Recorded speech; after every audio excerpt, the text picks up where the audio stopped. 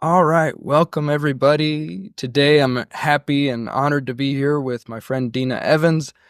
Dena is a longtime coach of athletics and a non-dual explorer and communicator. She was a friend and student of Peter Brown, a man whose yoga of radiant presence deeply impacted both of us. So, welcome, Dena. Thank you. Nice to be here with you. So, I figured we could just dive straight into one of our favorite subjects. And so I thought I'd just start off by asking the grand question: what is this right here and now that we're experiencing? Wow. Yeah, I mean that's the fun question.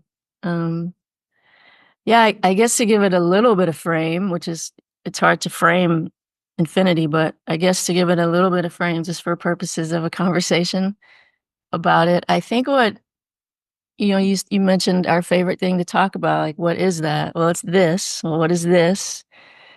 And I think the reason it's I mean, I honestly haven't been able to find anything more interesting to explore and to talk to people about because what this meaning your whole life, your every experience, your every interaction, your every memory, your every encounter, your every everything is not what we think it is.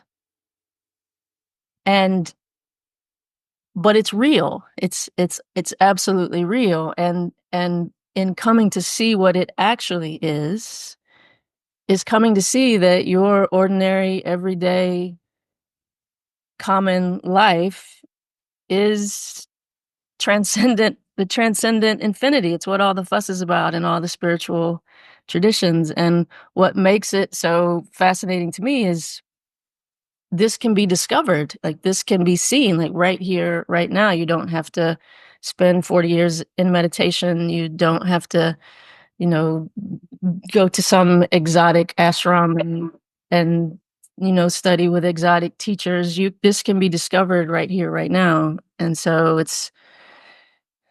I haven't been able to find anything more interesting or more nourishing than that exploration. Um, and I think that's why we both were so drawn to Peter Brown, because he just, I'm sure you've talked to your audience about Peter before, but he just had a way of putting it in the most accessible, common, um, sort of down to earth terms that's I find really refreshing in the whole spiritual industrial complex, as I like to call it. Peter was the antithesis of that. Um, so yeah, I don't know if that's a very good summary, but maybe we can jump off from there. Yeah, that's a good jumping off point. It's, like you say, hard to describe the undescribable, but we could just simply say, what is this? Well, it's this right here. You can't say what it is, but you're swimming in it, so check it out, just drink it in. It's all around us. I don't know what it is. It's everything too. I mean, I think it's easy. It's very easy, as you know, to quickly get down the rabbit hole where you just come to see you can't know what anything is. You can't know even what the most common object in your environment is. But I think it's also important to say that it's even the nitty gritty, grimy, not so good feeling stuff. Because I think one of the pitfalls when it comes to spirituality is we sort of set our eyes on a fantasy of some sort of utopian feeling that it's always going to feel great, that it's always going to feel like this, you know, ecstatic bliss. And sometimes it does, but there's also, you feel everything that a human being is capable of feeling. So it's the exploration of literally everything. And the other thing that I think is just endlessly fascinating is on one hand, yeah, it's this transcendent, infinite, unbounded reality that, like I said, all the fuss is about and all the spiritual traditions. But it's also your life. It's intensely personal, this exploration. The fodder is is your life. It's all the nitty grittiness of your life. So it's this personal, universal, ordinary, transcendent. It's all of that at the same time. Um, so that's pretty fascinating. Yeah, it is, and I love how you mentioned the unknowing and discovering the sense in which we don't know what even the most ordinary everyday objects are. And I also like to mention to also include the sense in which we do know, which I've heard you talk about before too, that in another sense we're incredibly intimate with this. We know what this is because we are it, and we're constantly moving through it and with it with unbelievable intelligence. And we know so many expressions of it incredibly intimately. We know how to interact with them, we can treasure them, we can cherish them. And yet, when we look really closely, we have to admit to ourselves, well, to really say what any of this is, I would actually have to say what the totality of this is, because I can't separate any of it out ultimately. And gee, I really don't know what the totality of this is. I don't know where it came from. I don't know why it's here. I don't know where it's going, but it's here and it's shining. Yeah.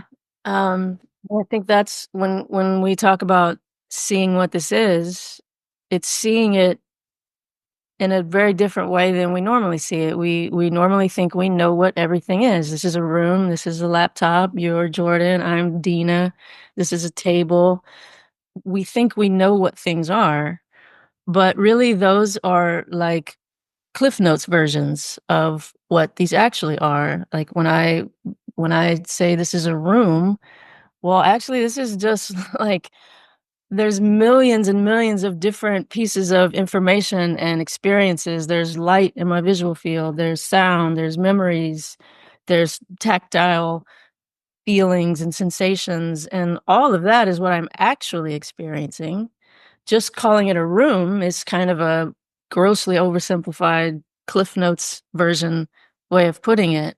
Um, and so again, we go through life thinking we know what everything is, but when we start to look closely, we see that there's a lot more there. There's always more and other than what we imagine it to be. And that's just a very different orientation to experience than we normally tend to habituate to. One thing I love about Peter's teaching is kind of the all inclusivity of it, the all inclusivity of every mode, every flavor, every way that this can seem to be. And so he would kind of bring you to a point where ultimately the mode of just seeing this as a room would be kind of re-included as like, yeah, that's another mode. That's another way this can seem to be. It's just that if you lock yourself into that mode and all you can see is this kind of narrow bandwidth of the way we ordinarily describe the world, that often becomes pretty dreary and drab and full of suffering for a lot of people because it's kind of like being stuck in an extremely narrow set of definitions that have kind of boxed you in. Whereas Peter would say, you know, by hook or by crook, find your way out of the reference points and you'll discover an infinity of other modes and flavors. And all the modes are fully it, all the modes are fully this bottomless infinity. But, you know, let yourself actually discover a wider range of modes so you can then find your natural center of gravity among the modes and not just be boxed into this kind of default human perspective. Yeah, I mean, there's only one thing here, and it's a thing that's not a thing, of course. It can't be said what it is, but it's the one thing that's happening, and one of the things that reality just inherently by its very nature, it has this capacity to sort of hypnotize itself into a perspective or into an identity, and from within that perspective, it seems like that's true, like that's all of it, and one of for for whatever reason, one of its main modes is to sort of hypnotize itself into I'm this body, I'm this person, I live in the United States, I have, this is my family, this is what I do, this is what I look like, this is how old I am. And we take those things as being true, but that's just one, as you say, one perspective that reality can take. And when we start to inspect that closely, we see that we can't find any of those definitions. We can't find any of those boundaries when we look closely. Where does Dena stop and Jordan begin? Or for that matter, where does Dena stop and the table begin? And just exploring reality in those different different ways is what Peter called the yoga. So it's all one thing, and you're it, and all of your experience is real, but it's not what you think it is. But what it actually is can be discovered, and that's the yoga. That's the um it's a different way of orienting to your experience, because we normally orient to our experience, as you just said, in terms of definition and categories and, separation. And but when we start to orient to direct experience, to what we actually are experiencing, that's again what Peter called the yoga. And that's really where, as Peter would say, that's where the magic happens. Like, that's when it does itself. It sort of does the heavy lifting. You don't have to change you don't have to do anything. You don't have to change the way you think. It will change the way you think. You don't have to change the way you move through the world. That orientation will change the way you move through the world.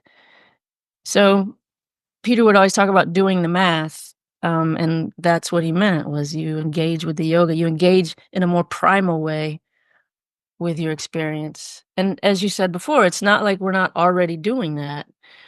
We're already engaging in this. We are it. So we're the same thing it is. So most of what we do is this non-conceptual, something we don't think about. How am I even making these words? How do I know what the next word is that's going to come out of my mouth? Like, it just, things are happening at such a non-conceptual, intelligent level. And so part of the yoga is just noticing that, like noticing that that's what's already happening, and just something about that noticing. It's what does all the work. Yeah, I love that point that Peter would make, that you don't have to deconstruct what is, supposedly not true, deconstruct the false self. You don't have to pour gasoline on yourself, light yourself on fire, and go through this extreme self-immolation process. You can just go to what is true, go to the actuality, go to the positivity, go to the radiance of this here and now. Just kind of let it seduce you and let yourself be drawn in by this unpin downable display of flavorfulness, and just go to that whenever you feel like it.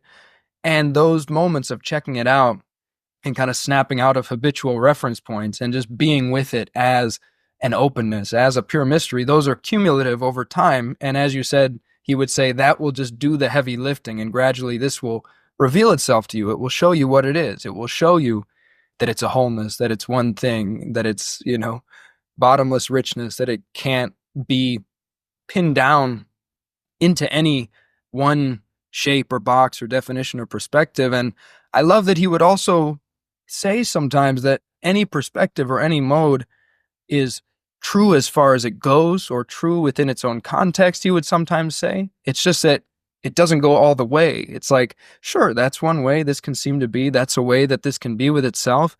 And yet it can't be pinned down to that. You can't, no single perspective or mode can grok what this is, because it's just too slippery. It's too close. It's too infinite. Yeah, but I think what's powerful is to actually discover that, like, to like, because the yoga is very specific. It's about looking at the details, like in sports, we always say the little things matter, like the details matter. And I think that's true in yoga too. So for example, you just mentioned unresolvability. And I think this is one of the real linchpins that really renders our normal way of looking at the world with these definitions and these frames of references. It just undercuts it almost instantly. But so what does that mean? Like, if I take this cup, and so on one hand, it's a cup, like it's just a cup. Like, I can put water in it, I can put tea in it, I can, like, it has a texture, it has a color, it has a weight, it has a density. It's just a cup.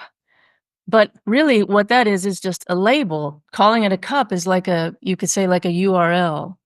Because if we look a little closer, if we look at the specifics, if I just look at, okay, well, what color is this cup?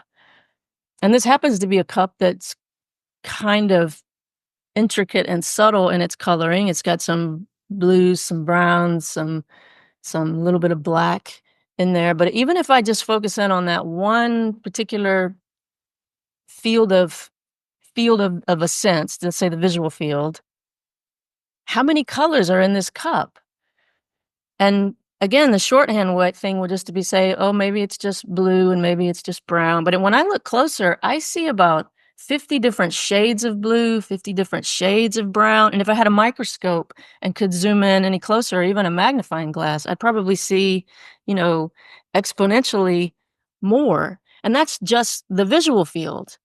And then the other thing I can notice in terms of unresolvability is the cup never stays the same. Even if I set it on the table, so it's not moving, doesn't seem to be moving, every moment that I look at that cup, it looks different because the light changes. My experience of it is different, you could say. The light is constantly changing.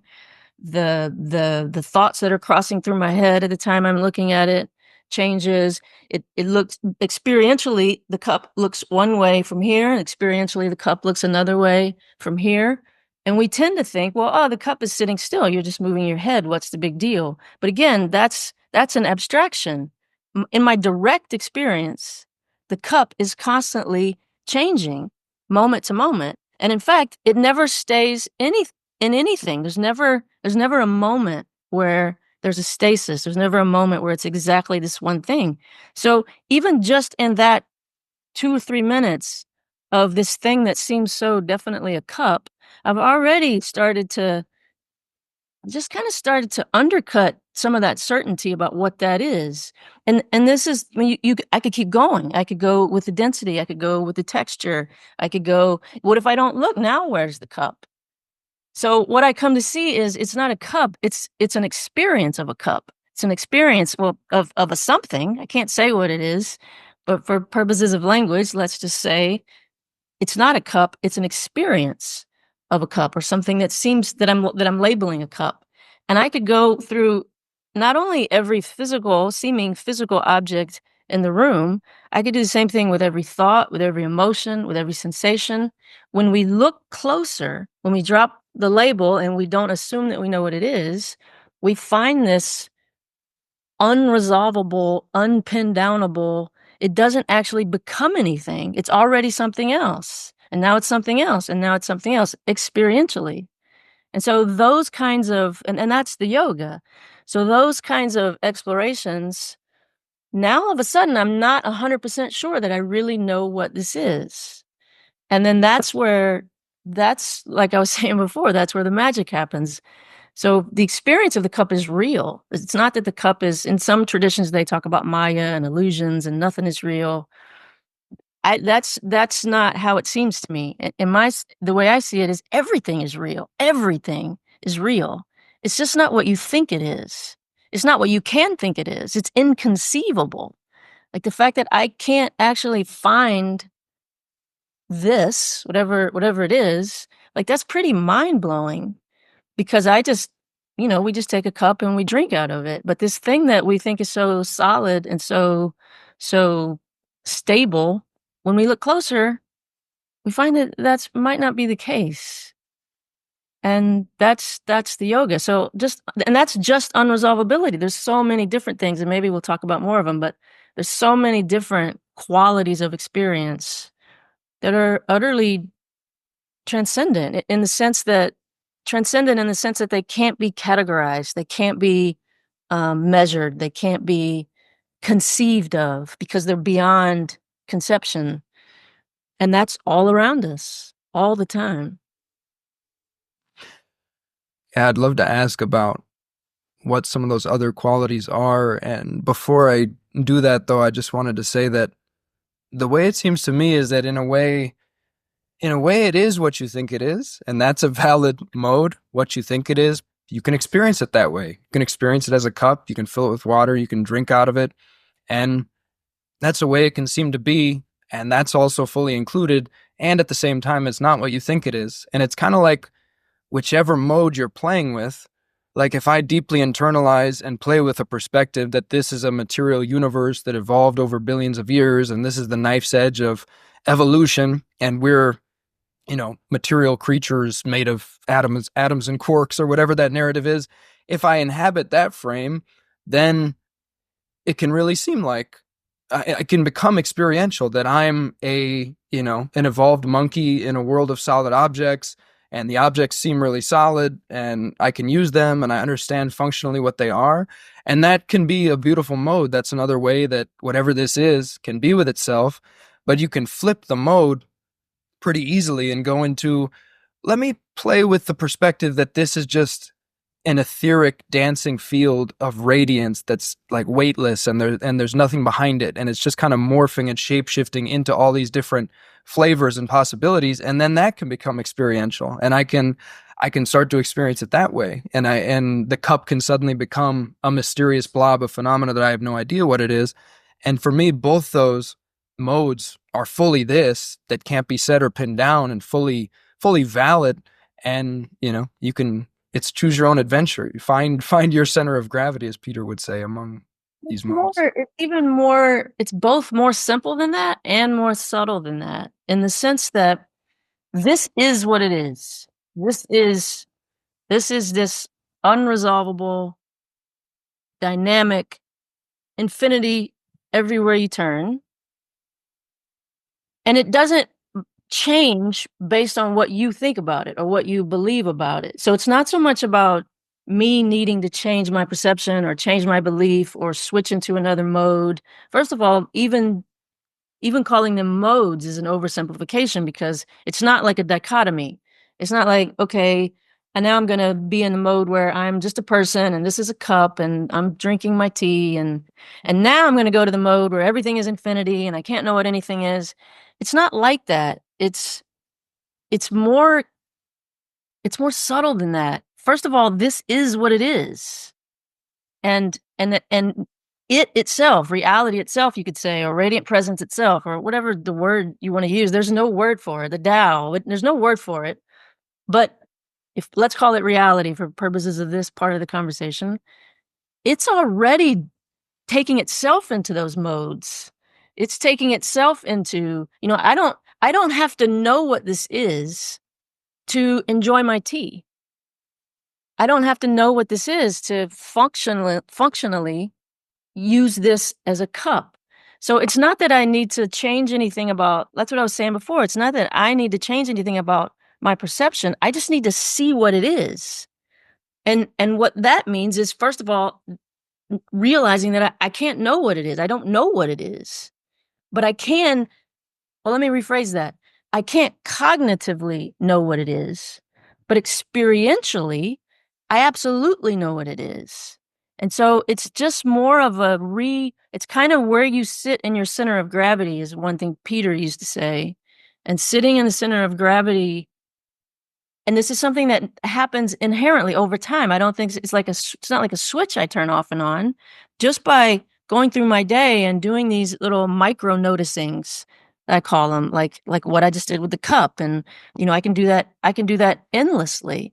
So for example, let's just make this more practical, because I think it can be really easy to start philosophizing about all this, but I think the thing that makes it so powerful is when you bring it down to, like I said in the beginning, it's your life. Like every single nitty gritty of your life is where there is to look. All of that is the doorway. So one of the things that I can notice is, with the experience I'm having right now, I've never had before. Like, I'm sitting in my living room. I've lived here for 4 or 5 years. I haven't changed much in the living room. On one hand, I could say, well, this is the exact same kitchen table. It's the exact same laptop. But actually, it's not. Like every little particle, you could say, of my experiential field is something I've never seen before. It's new. It's fresh. Even if let's say I slept in the same bedroom for 50 years and I woke up every morning, exact same bedroom, and I never painted, I never redecorated. It was the exact same bedroom. It's easy to oversimplify and say, oh, this is exactly the same. I'm waking up, this is the exact same room, exact same bed. But really, if I look closely, every single morning when I wake up, it's a different room. Experientially, it's different. The light's different. The paint has maybe ever so slightly started to change. Not to mention the fact that I'm perceiving it differently. I have a different thought. I have a different feeling in my body. So my experiential field never repeats itself. And that's pretty shocking to feel that. And that's one of the things, like unresolvability, that starts to chip away at this perspective we're locked into, that we know what everything is, and I'm this separate person, and I'm born, and I have all these struggles in my life, and then I die. Like, that perspective, again, like you said, it's not completely not true. It's just not nearly the whole story. And so by seeing that experience never repeats itself, even if you stare, one of Peter's favorite pointings was to just stare at a blank wall, just a blank white wall with, plain lighting and nothing fancy, and just stare at it for 2, 3, 4 minutes and notice your experience of it. Notice how dynamic, just in the visual field, things become. Notice how the thoughts are drifting in and out of your mind. You can't hold anything still. So even something that we think is as plain and as boring and as static as a blank white wall, you can pretty quickly come to see that experientially, actually, that's not the case at all. And no moment of that, let's say 5 minutes of staring at a blank wall, no moment of that experience will ever be the same. It will constantly be something different, something new, something you've never seen before. So again, like, just feeling that and noticing that you can feel that in any circumstance that you find yourself is pretty trippy, like, to say the least. And again, there's many, many more things that we could explore in that way. Like, even like playing with time is an interesting thing. Like, we think we know what time is. We just take it for granted. Like, yeah, there was a past. I woke up this morning, like, I made my tea, I sat down here, now I'm talking to you, and then later this afternoon, I'm gonna do some other things. Like, we sort of take that for granted. But when I look, first of all, I can't find earlier this morning.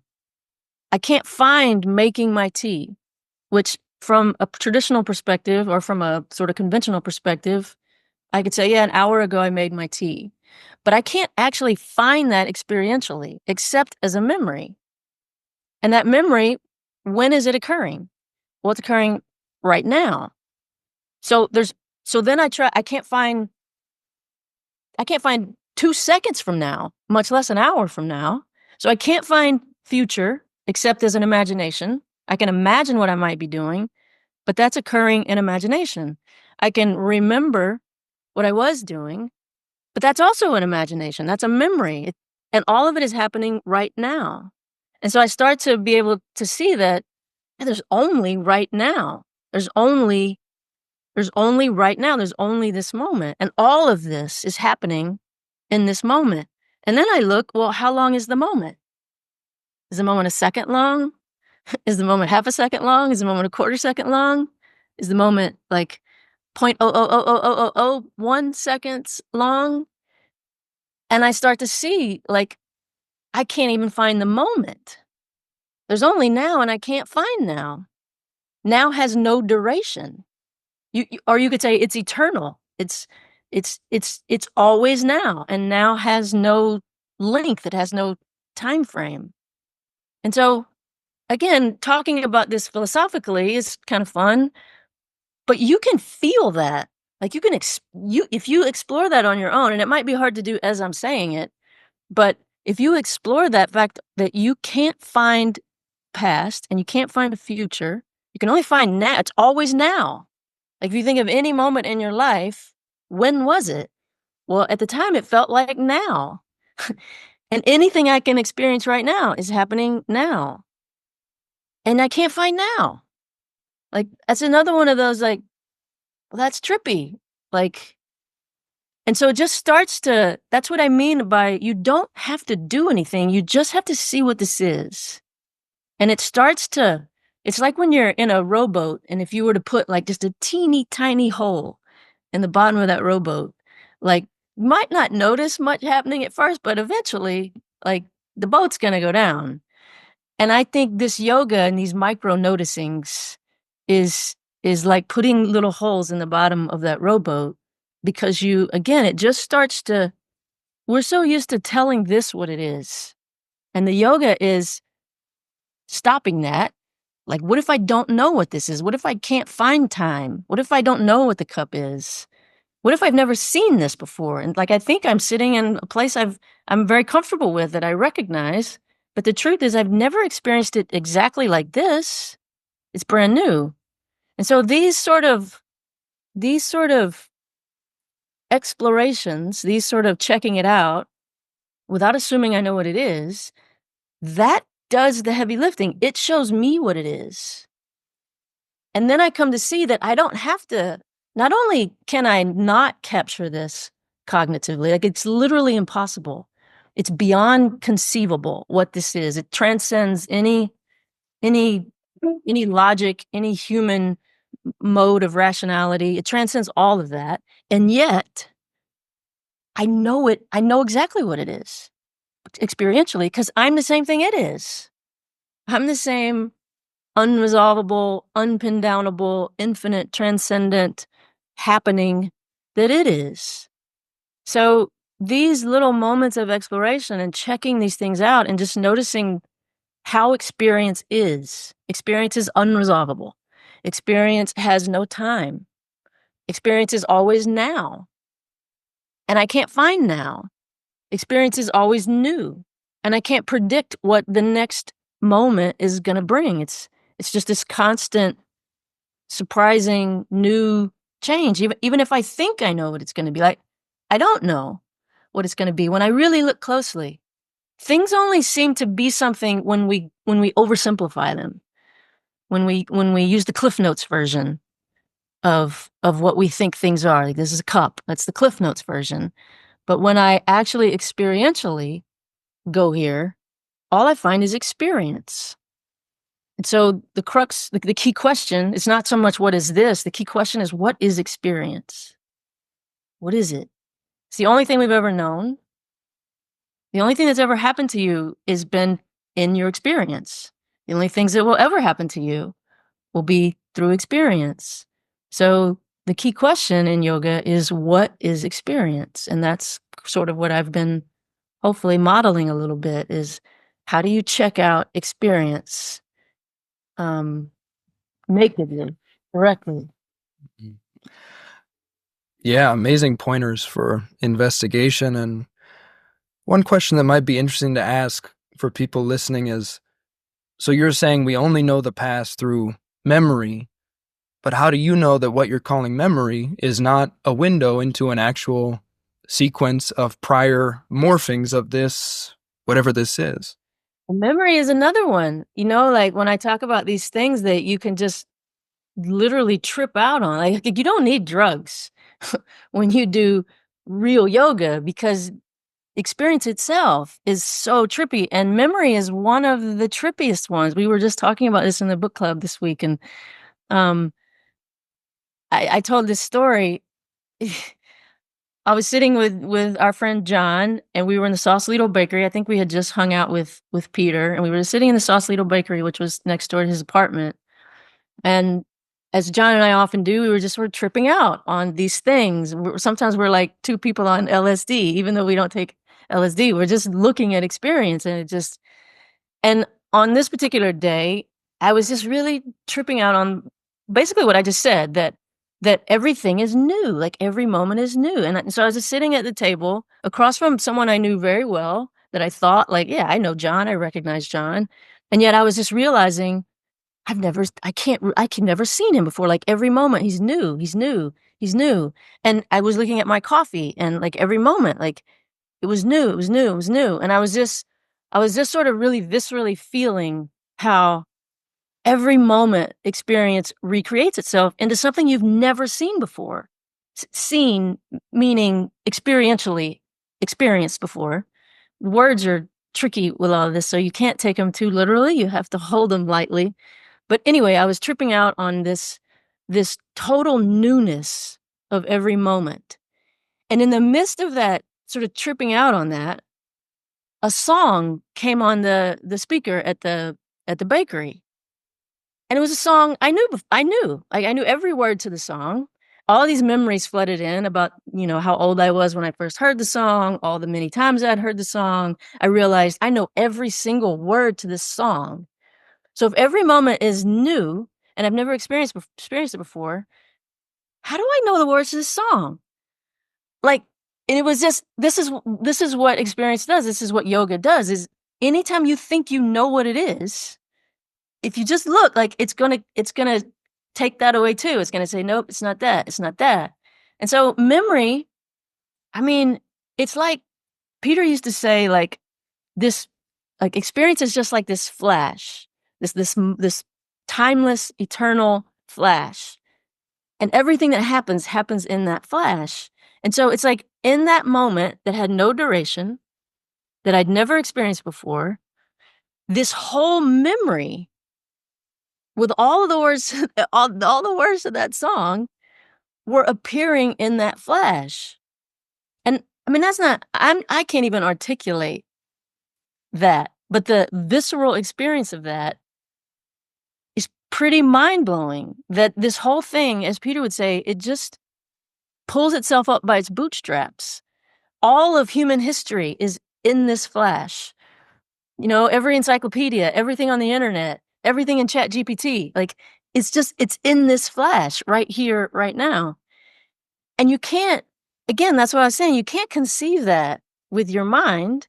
And yet experientially, I can't find a past. I can't find any moment where I learned that song and memorized those words. Like, I can't find any of that except, as you say, it was just this sense of something familiar that was happening right now in the moment. And again, that's so contrary to the way we conceive of our life. Like Peter would always say, like one of the things that makes this, because it's just full of paradox, Jordan, as you know. Like on one hand, it's so obvious what this is, but on the other hand, it's hard to see. It can be hard to see. And one of the reasons it's hard, there's a few reasons why I think it's hard to see. And one of the reasons is it's 180 degrees different from what we're sort of taught that it is. We're taught that there's time and there's history and there's a past and there's a future and there's things, there's objects.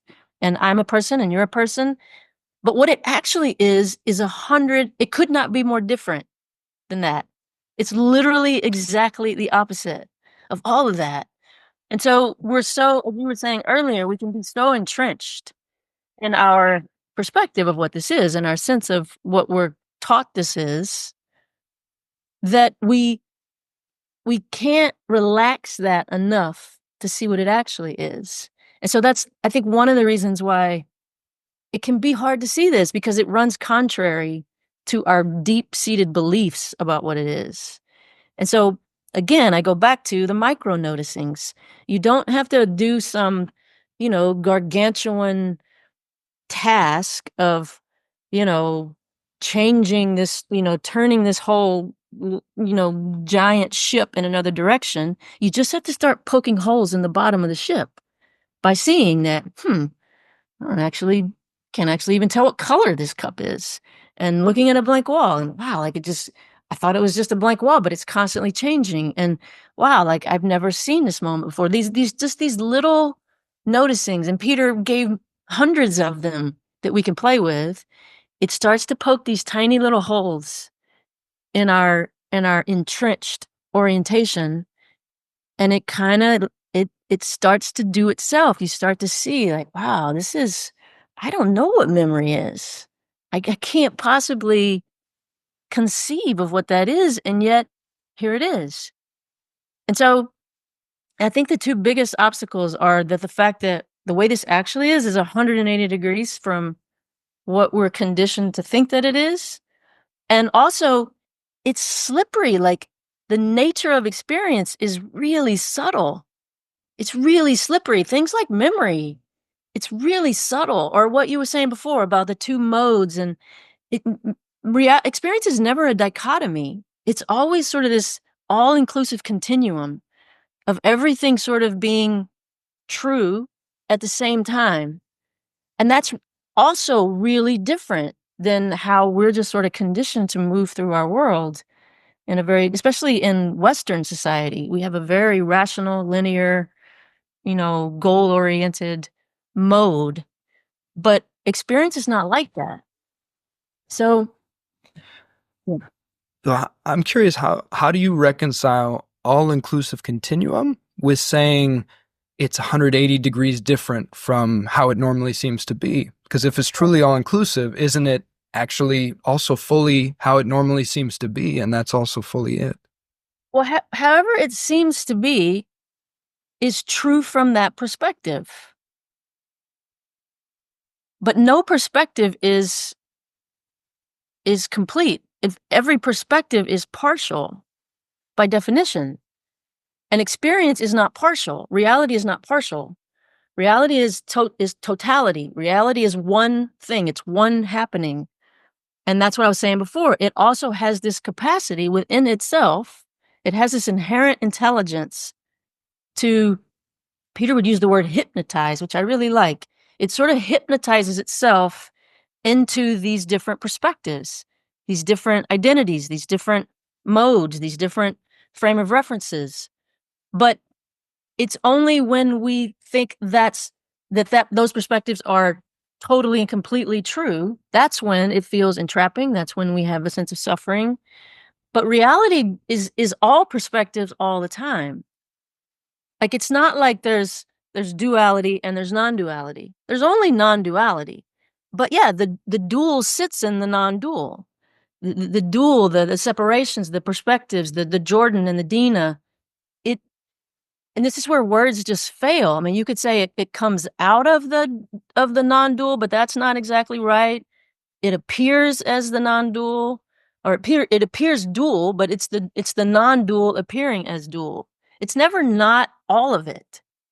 But these perspectives can seem to be differentiated, different. They seem to be different, but that doesn't mean they're separate. So we can fully play as Jordan and Dena and have this conversation, but there is no Jordan and Dena. All there is this sort of this one system, you could say, that there's just experience. We're just having an experience. Saying that you're having an experience of Dena talking to you, that's happening in your imagination. Experientially, all you can find is the experience itself. You can't find a Dena that's separate from a Jordan except in imagination, except in abstraction. So, yeah, all these perspectives appear and they're not problematic as long as it can be seen that they're just perspectives. They're just these perspectives, again, looking at it experientially, these perspectives, they sort of slide in and amongst themselves. Like even in experience, you're never locked in actuality. You can be locked in cognitively, mentally, lost in a fantasy. You can think this is it, this is reality. But experientially, again, when you look, it's not actually like that. Yeah, I think what I'm sensitive to is that I think when people go really deep into what I might call like a mode of exploring emptiness or exploring unresolvability, like if you really deeply internalize that tool and that becomes experiential for you and you start saying things like there's no Jordan, there's no Dena, there's no past, there's no future, there's no time, there's no world, there's no body, there's no purpose, meaning, value. Like a lot, if people take it, the most extreme teachers take it to the place of kind of all negation. It's like you're negating. What's Nothing that? is that's a misunderstanding. And it's Sure. not experiential. It's not experientially true. Because I can sit here and I can feel that there's no separation between us. I can feel that there's only experience. I'm hearing voice, but even saying that I'm hearing it. This is where words just aren't the right tool, but it's what we got. And words can be evocative, words can be pointers, because even words aren't just words. Because here's the thing, here's why nothing is negated. It's like, I know you've heard me use this example before, but it just, maybe it will illustrate something. So we tend to be, conventionally speaking, we tend to be very oriented to the perspective of I'm a person, This is my life. These are my problems. This is what I'm trying to do. I'm trying to, trying to survive in this dog eat dog world. Like, we tend to be really oriented to that perspective. And it's not that that perspective is not true. It's just not the whole story. So, for example, the piece of paper, imagine a big red dot on this piece of paper. Most of the time, our orientation to our life, to our reality, is like if the piece of paper was right in front of my face. Now, all I can see is the red dot. And so it seems like that's the only thing that exists. I mean, because from that orientation, it is the only thing that exists. All I can see is the red dot on the piece of paper. But if I pull that piece of paper and let's say I put it on the center, on the 50-yard line of, a 100,000 seat stadium, football stadium, and I put it on the 50-yard line. And now let's say all of a sudden I kind of take in the whole stadium. And it's not that the piece of paper and the red dot have gone anywhere. It's the same red dot. It's the same piece of paper. It's the same thing it was when it was here. The difference is now that now I'm noticing more the entire field of my experience. So now the red dot is not such a focus of attention. It's still there. And at any moment, I can zoom down and be right with the red dot. But now the red dot is in a context that's much more vast. And that's an analogy, but experientially, it's the same way. So experientially, I can zoom in, and I say I can zoom in. It's not it's reality itself can zoom in on this really like specific perspective. Let's call it the Dena perspective. It can zoom into the Dena perspective. But it can also, and this goes to the yogic tricks that I've been sort of sprinkling throughout, hopefully, it can also notice these other aspects of my experiential field. And it can notice that, wow, the Dena story, it's actually kind of not even close to all that's happening. Like there's a lot more, like, where does exactly how the clouds are forming outside my window, where does that fit into the Dena story? Or, the particular patterns on this wood table, like the fact that they're exactly the way that they are, where does that fit into the Dena story?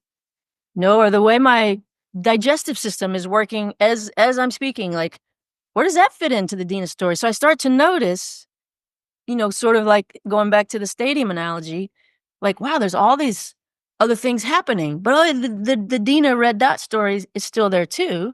But now she's just in a greater context. So it's not it's not that these perspectives aren't true and nothing needs to be negated. It's more a matter of noticing that they're not what you think they are. And they're not as there's no definitiveness to them. They're completely unresolvable. They're completely mysterious.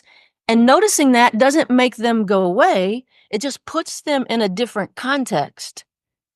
Now it's not like, okay, this red dot thing better work out because it's all I got. It's more like, okay, that's there. I can go there whenever I want. And again, I'm saying it like it's not I'm going there, but reality can go there anytime it wants.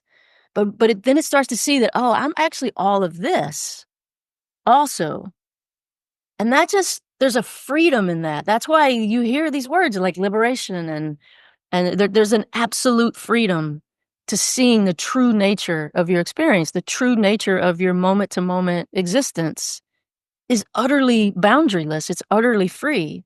It's utterly unresolvable. But that doesn't negate any perspective, any little detail. None of that goes away.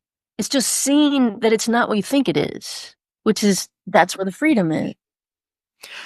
In a way, yeah, it almost seems like you're saying it's always more than what you think it is, and it includes what you think it is, but that's kind of a really zoomed in perspective. And in a sense, you could almost say it's trans-resolvable because it includes the resolution, the resolved perspective, but it's always beyond that. It's always infinitely more than that. It includes and transcends. Or as Peter would say, it's always more another. That's another trick, for example.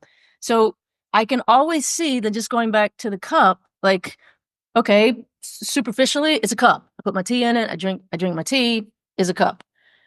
But also, when I look at this cup, I notice that there's a memory happening. Like, I bought this cup from a local ceramicist, like personally. Like, I had a conversation with her. She told me about the cup. Like, there's these little details on the cup that she told me. So I noticed that in looking at the cup, all of that is here too.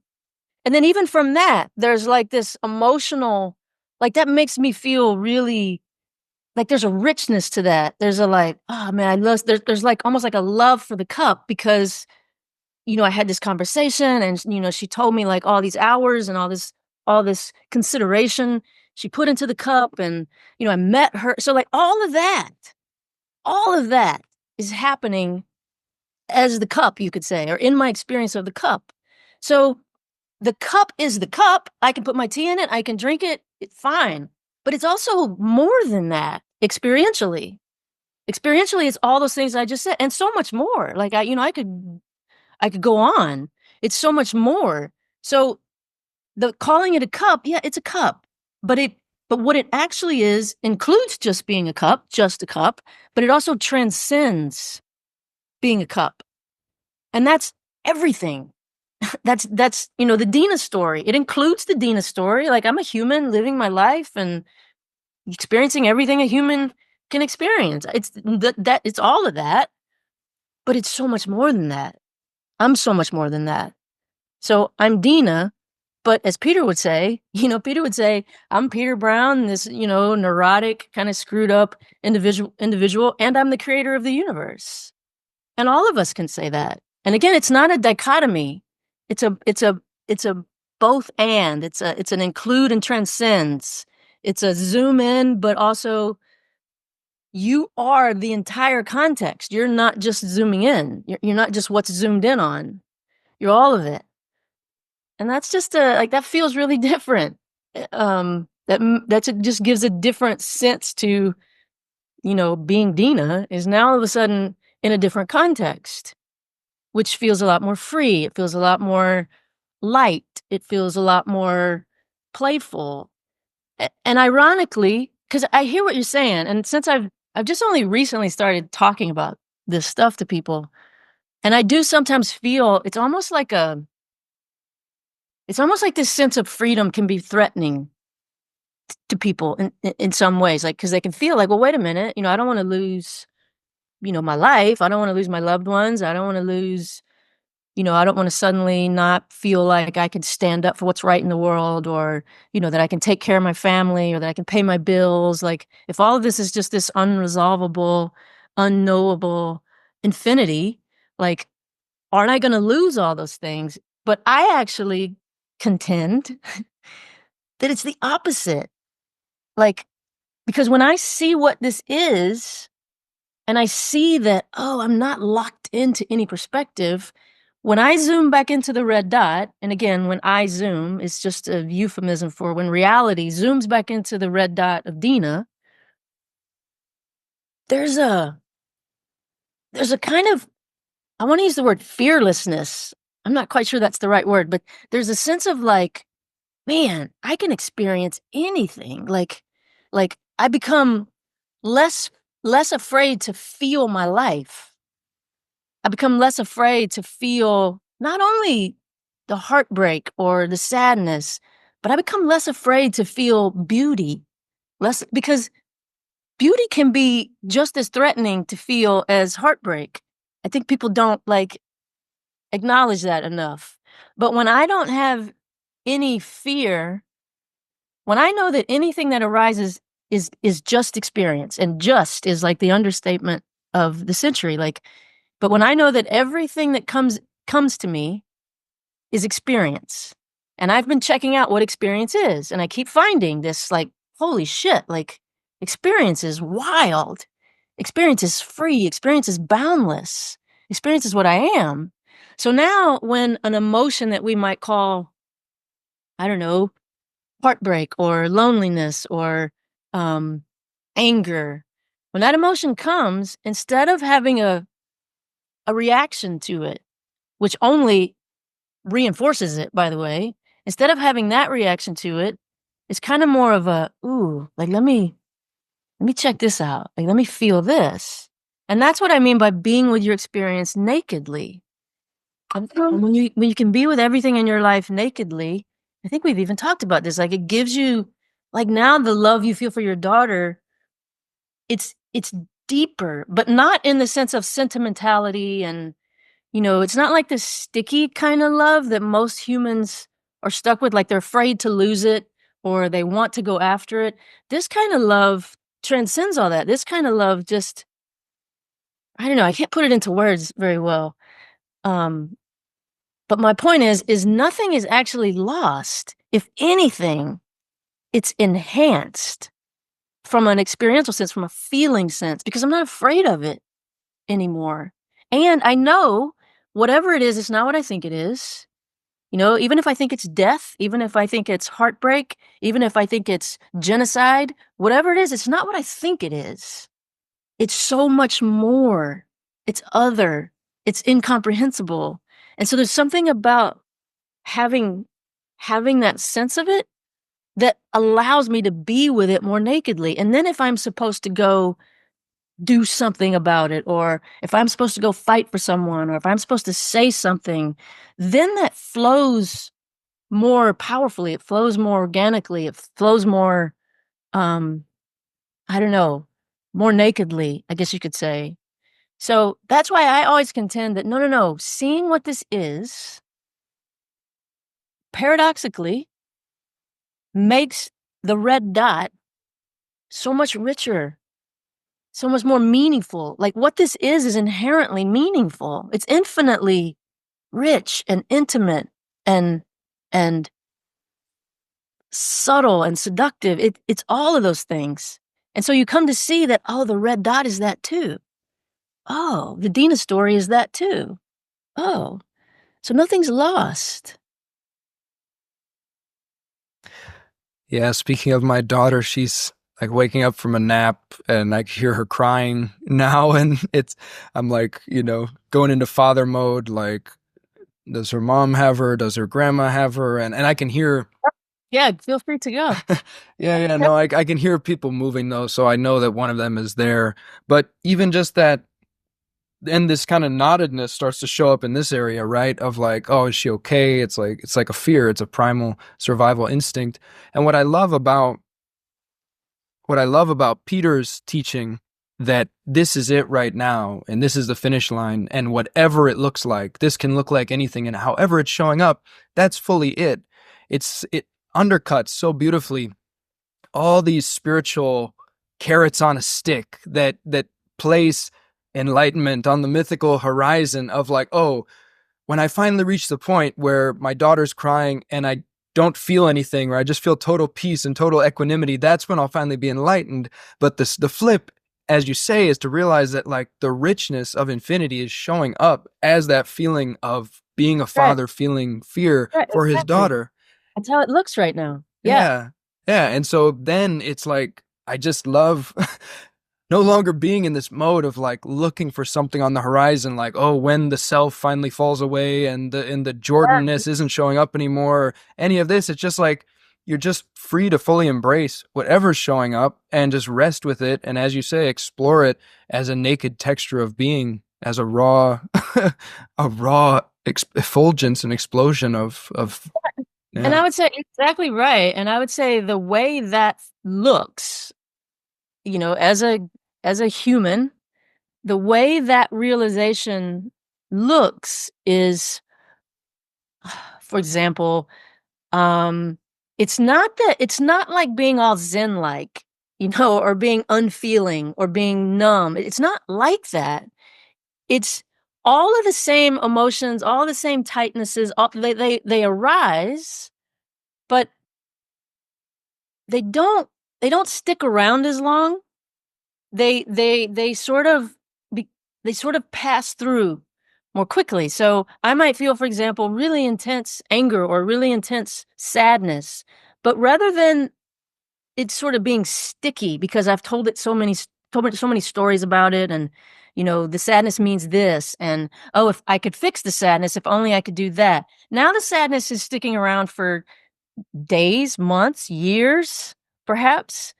But when I see what it is, like, okay, it's something I'm calling sadness, but just like the cup, I can't really know what it is. Like, what is it? And I start to see this unresolvability. I start to see this dynamism. I start to see this, wow, it's only happening now, and now it's something different, and now it's something different, and now it's something different. So now I'm with the sadness, let's call it, in a very different way. And what happens is it just passes. Like it just now it's gone. Versus with the other orientation, it's like I'm just basically recreating it and creating all these stories and all these fantasies, and now I'm in all these abstractions and I still feel like shit. But if I just like again, it's not something that you do. It's having seen the nature of experience itself in all these different ways, like the cup, the wall, the table, like all these things we've been talking about.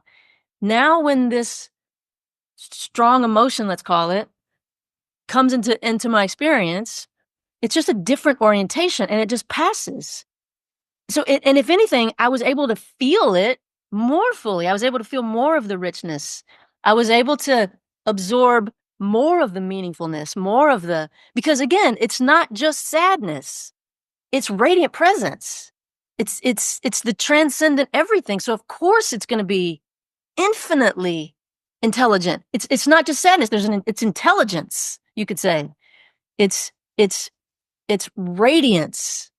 And so now it's here and now it's gone and now it's something else. And then this was the same thing. So it's not like those feelings don't come. It's just the way you're with them can be very, very different. And then there's a freedom too, because sometimes, like let's stick with the sadness example again, remembering that words are limited, and but for purposes of this conversation, we'll call it sadness. So let's say sadness comes, I might decide, and again decide, but in the moment, what might feel the most real is to indulge in it, like to indulge in the sadness. So the difference is, it's not that these things don't come. It's just that now there's a freedom in how I can be with them. I'm free to indulge in them. I'm free to not indulge in them. I'm free to ignore them. I'm free to not ignore them. I'm free to express them. I'm free to not express them. And again, it's not a mental decision. It's what feels the most real in the moment when I'm with it nakedly. Like sometimes if sadness comes, I want to cry, or I want someone to hold me, or I want like sometimes that's what feels the most real. But then sometimes it's I think it's sadness, and 5 seconds later, like it's gone. Like where did that go? Like sometimes it's just like that. So it's not everything is dynamic, everything is intelligent, everything is in the moment, everything is just happening, which is true all the time. It's just that there is, and this is the point I made in the very beginning, it is discoverable what this is. Like you can actually see it for what it is. And that's the everything that's the fabled enlightenment. That's the fabled realization. It's not some it's not some grand, outlandish, impossible task. It's what's always the case. It's the natural state. And so these little ways of checking it out, something as mundane as the cup or the blank wall, or, the sense that it's always now and I can't find now, and memory. How do I know that song? This is a brand new moment. How do I know all the words? Like those are like the pinpricks in the bottom of the boat. And sooner or later, like, it's reality is always going to win. Radiant presence is always going to win because it's what's true. It's what is. Everything else is an abstraction. And it makes me think of that quote of Peter's where he says something like, when you know with absolute certainty that you can't know what this is, that's when you know what this is. So in a way, Yeah. it's paradoxical when you say you can know what this is, because part of knowing what this is actually just like a release into pure mystery and pure unknowing, where it's like, oh, Word. this is the intimacy of pure wholeness. This is the intimacy of primal flow. And yet these are just words and they don't say what it is. I don't know what Yeah, this is. even in those minutes, I said that's filled with contradiction and paradox because I said you can't know what it is, but you can know what it is. I'm using that word know in different ways. Like cognitively, you can never know what this is. You can never wrap your mind around. You can't, no matter how sophisticated you get, no matter how sophisticated the scientists' instruments get. They can never cognitively know what this is. But experientially, you can't miss it. It's like cognitively, you're going to miss it every time because it's impossible to, it transcends cognition. But experientially, you can't miss it. It's all you're ever knowing. It's all you're ever experiencing because you're it. You're as magnificently transcendent and infinite as it is, and there's no separation. So that's all you've ever known. So that's why sometimes when you see things again, like every word is just not good enough, but in a way, but hopefully it can point at something or it can evoke something.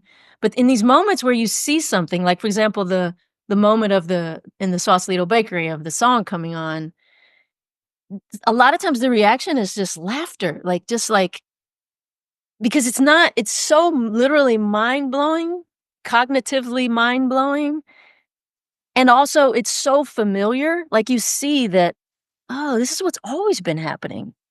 I've always been in this total sort of free fall moment where everything is new and everything is fresh, and I've never seen this before, and I'm Dena hearing a song that maybe Dena learned when she was 16 years old and has seemingly sang a million times in her life. Like, it's all of that.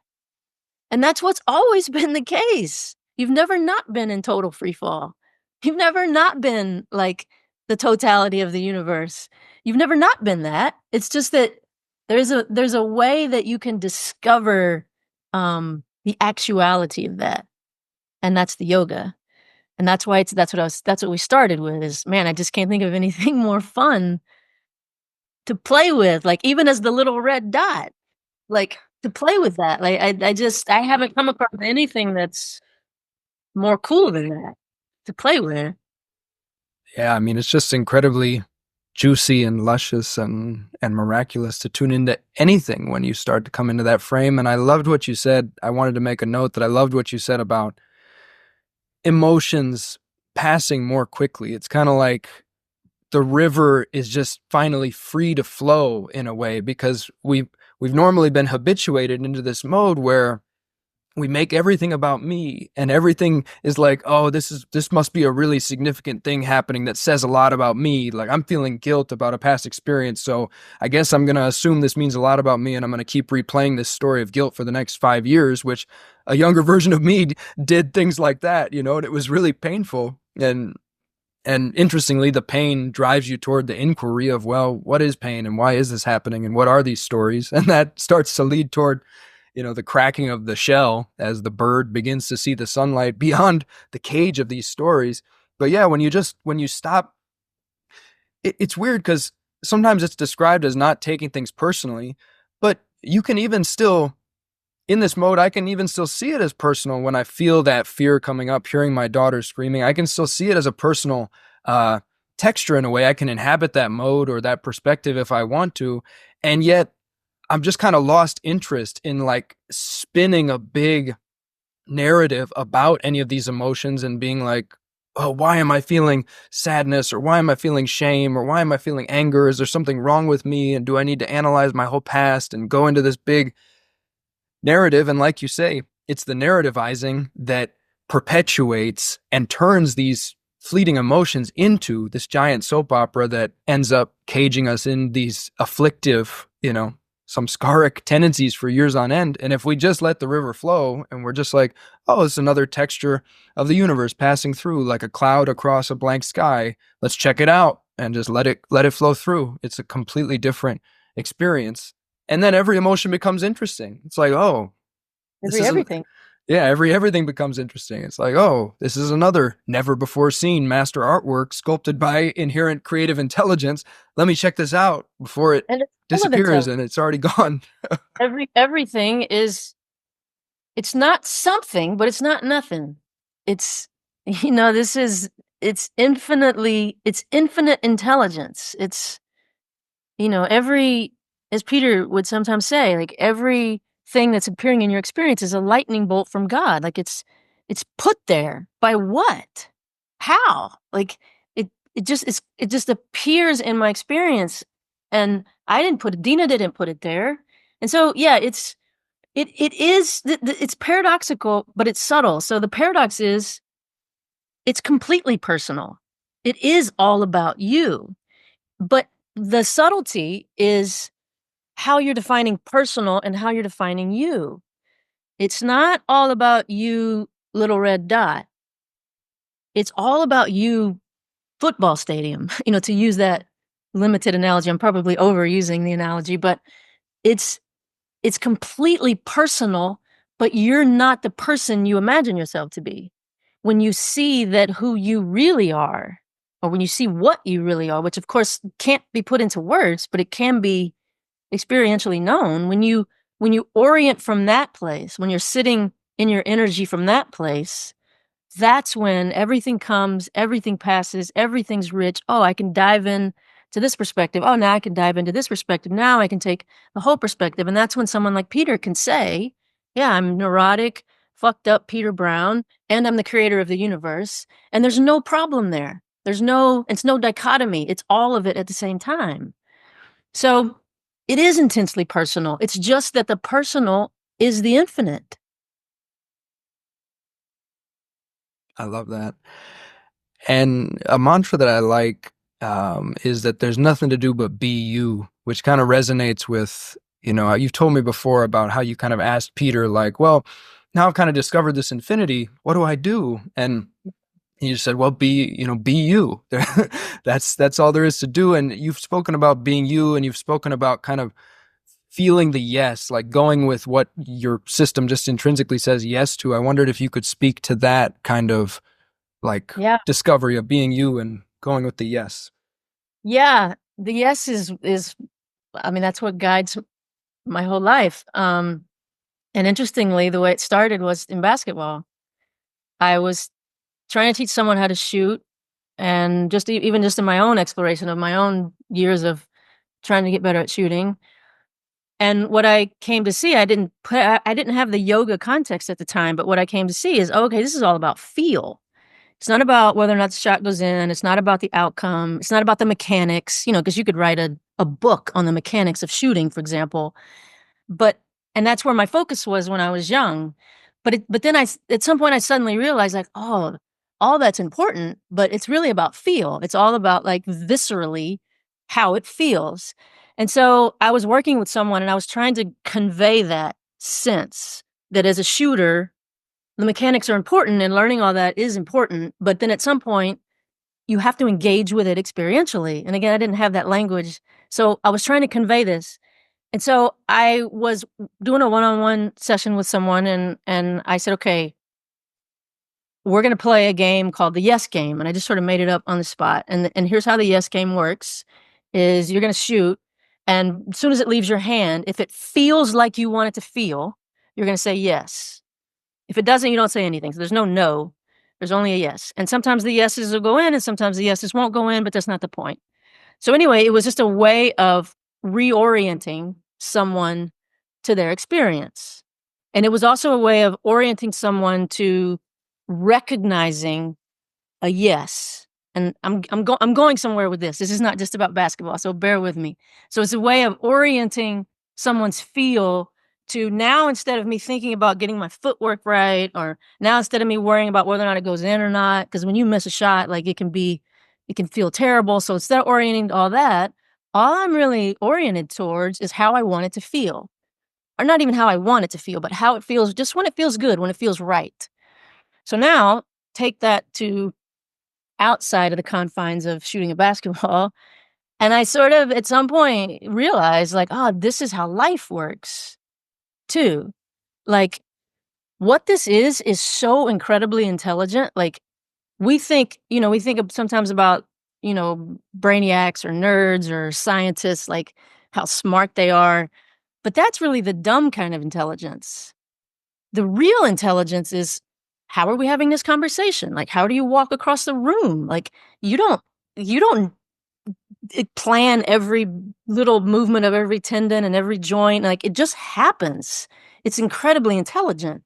So at some point, it just was like, okay, everything is that intelligence, including me. So if I can tune into that, and tune in is not right word. If I can orient to that, and this is where the basketball analogy is helpful. if I can orient to direct experience, to feel, versus being oriented to outcome, being oriented to the mechanics of how it happens, same thing in life. If I can orient to this inherent intelligence that's everything, including me, if I can start to orient to that and listen to that and speak that language, it will tell me what to do. It will tell me where to flow. Again, words are just not. So, it's like you could say the body, and again, the body is the full field of your experience, but the body only knows two words, like yes and no, like and it knows instantly. Whereas the mind, we think the mind is the smart part of us, but really the mind is the dumbest part. The mind has to like calculate. Like, let's say I have a decision to make. The mind might say, well, okay, the last 27 times I had this decision and I chose this one, it was you know, 90% of the time this happened and 10% of the time this happened. And maybe this will happen. And there's just all this time and sort of rationality. But the intelligence just knows, like, here's a decision. Do I go this way? Do I go that way? And it's just a feel. Like the yes feels like something. It feels like it just feels different. And you have to find for yourself like what that feels like. But it's just a reorientation. And it's not that I still don't use rational thought and, I use Chat GPT and Google and like, but the biggest thing that I listen to is the yes. Life just shows you who you are. It shows you what to do. It shows you where to go. You could say, of course, you're never going anywhere. But it's just, again, it's that reorientation. It's where you sit in your energy. So I can sit in my energy of rationality and figuring things out with my mind, just like the shooter in basketball can sit in their energy of their mechanics and whether or not it goes in and what their shooting percentage is. Or I can sit in my energy of direct experience, feel, intuition. And it's not that they both don't, again, it doesn't negate rationality and thinking about it. It doesn't negate that at all. It includes it, but it transcends it. It's not a dichotomy. It's not like, okay, now I'm following my intuition, now I'm following my mind. No. Now I'm this intelligence. And so to Peter's point to me was the only thing there is to do is to be who you are. And who I am is what everything else is. It's this unique, dynamic. I'm not something, but I'm not nothing either. Like I'm not plain vanilla. I'm not like unfeeling. Like there's substance here. There's intelligence here. And so yeah, it's just really hard to put into words. But there's just a way of sitting in that guides everything. I just play the yes game all day, every day. And sometimes a yes is something uncomfortable, like it's not like a yes is the easy way necessarily. Sometimes I get a yes for something and I'm like, oh shit, I had a yes for that. Like, but I just trust it. You could, I guess it's sort of poetically, you could say it's following your heart. But of course it's always more subtle than that. Yeah, that's beautifully said. As we start to wrap up here, there's a quote from Peter that I want to read as maybe a concluding point and see what it brings up for you. Before I do that, I wanted to touch on one other thing, which is kind of a subtle point I'm curious to get your thoughts on, which is that even though what we're talking about in a profound sense is not a philosophy and not about philosophy, as soon as you start using any kind of language to talk about it, words have philosophical assumptions built into them, and any words that you kind of latch onto, whatever that map of reality is that's kind of baked into them, or that ontology, you could say, it can start to become experiential for you. So for me, the word experience has come up a lot in this conversation. That was one of Peter's favorite words, to say, there's only experience. Can you ever get outside of experience? And for me, that word, I love that word, and I love that way of playing with this. And at the same time, that word for me has a quality kind of similar to a word like awareness or consciousness, of like, it can start to feel a little solipsistic in a way. If you overly kind of grasp onto that and inhabit that frame, it's like, oh, there's only, this field of awareness that is including whatever's appearing, and there's kind of nothing behind it.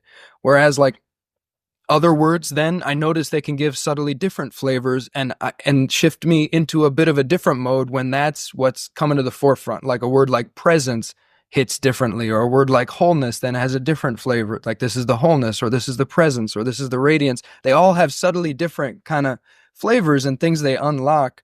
Or universe, to take one that hits quite a bit differently, I can still inhabit a mode where I'm like, oh, actually, there's, you know, numberless bejeweled galaxies out there, and this goes on forever, and like we emerged and evolved over millions of years, and that's a fascinating mode or frame to play with. So I'm just kind of trying to point out that for people not to get stuck on any word that you're saying, even our most favorite terms for this, or the most exalted spiritual terms for this, they can all kind of open up new ways of being with this, new ways it can seem, new ways to play with it. They can reveal kind of new angles on this infinite sided jewel of reality, you could say. And yet no mode and no word can pin it down. And you have to be a bit careful, because the words do contain philosophical assumptions that can then become experiential. And without even realizing it, you can subtly internalize a metaphysics, a philosophy about what this is, based on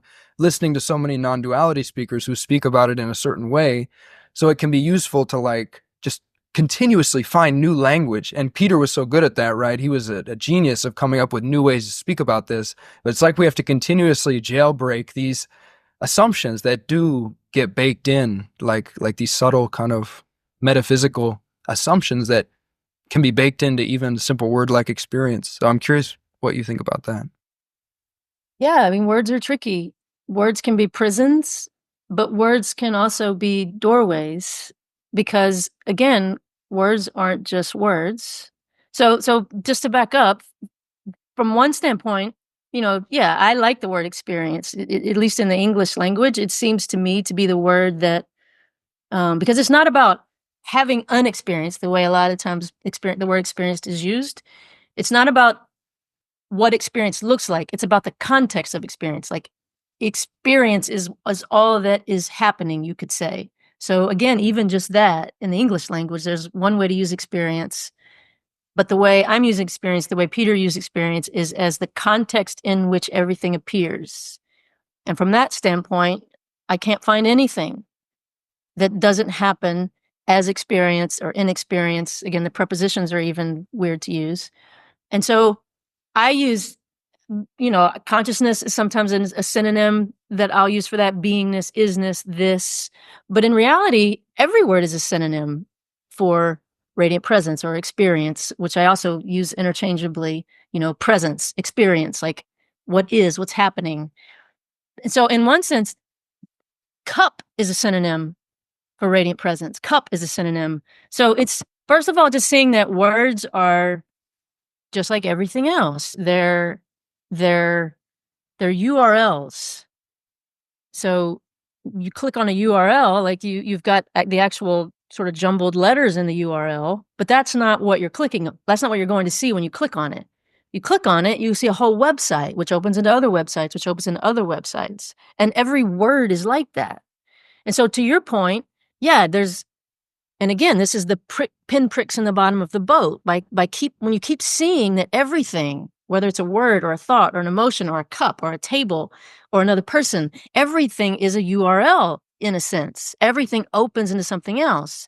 Then you start seeing that words are not what you thought they were. They're not so definitive. And this is why philosophy, it's only going to get you so far. Language is only going to get you so far, because it can't capture what this is, what your experience is, who you are. It can never capture that. But words aren't just words. Words can be evocative. Words can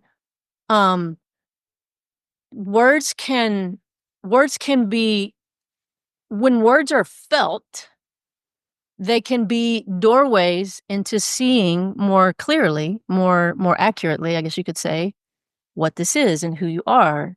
So there's sort of like, I can see there's sort of like everything is paradoxical. On one hand, yeah, you can't take words too seriously and you can't use them too preciously, because even saying the word cup, Like my cup is different from your cup. Like what comes into my mind when I say cup is going to be completely different from what comes into your mind when I say cup.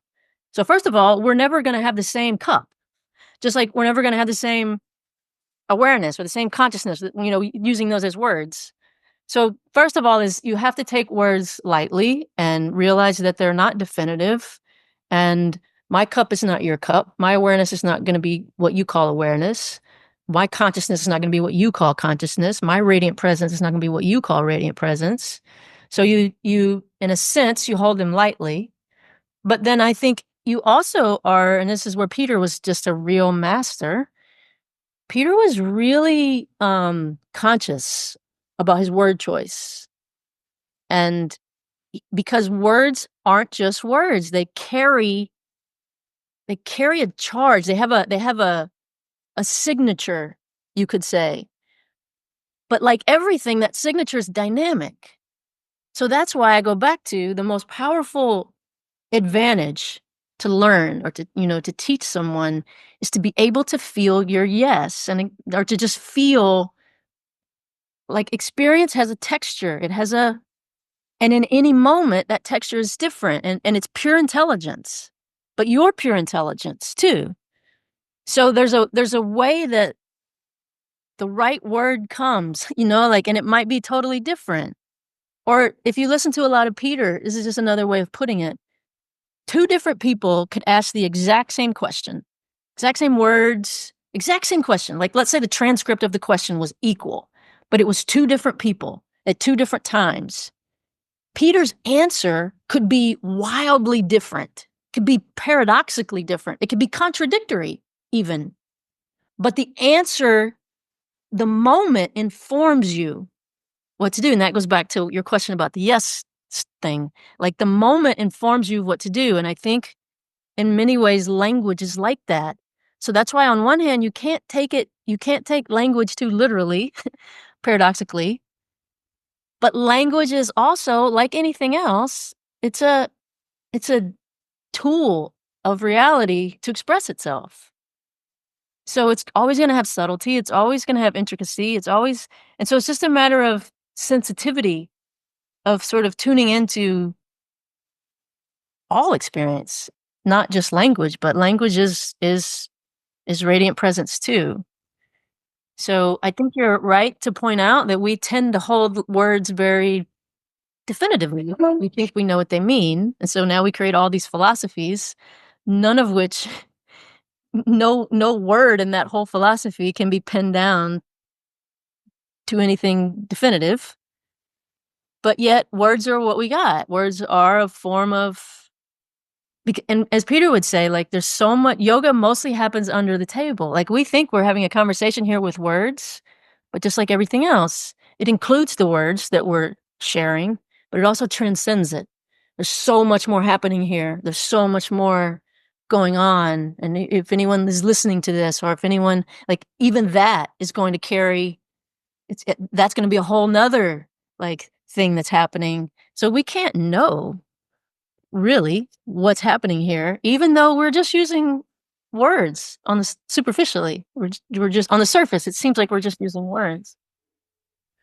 Yeah, and it's fun to remember that for anyone who doesn't speak English, this would just sound like gobbledygook, gibberish, spontaneous sonic hieroglyphs, monkeys making kind of noises, and that opens up a different. A dog in the room. A dog would just, but it would still be a full on experience with infinity. Like, so you just can't hold words too preciously, but I do think it's worth appreciating the subtlety of words and using them with sensitivity, subtlety.